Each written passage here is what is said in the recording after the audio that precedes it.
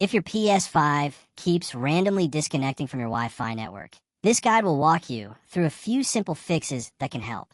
Start by pressing the PlayStation button on your controller. Go to Power and choose Turn off PS5.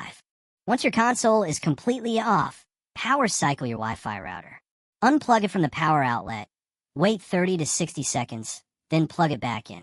After the router has fully restarted, turn your PS5 back on and check if the connection is stable. If the issue continues, the problem could be a weak Wi-Fi signal. If possible, move your PS5 closer to your router for a stronger and more reliable connection. If moving the console isn't an option, open Settings, go to Network, then select Settings followed by Set up Internet Connection. Highlight your Wi-Fi network, press the Options button on your controller, and choose Wi-Fi frequency bands. Set it to 2.4 GHz only.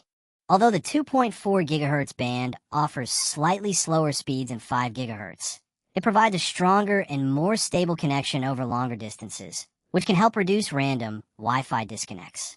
If this guide helped you, don't forget to like the video and subscribe for more PS5 tips and tutorials.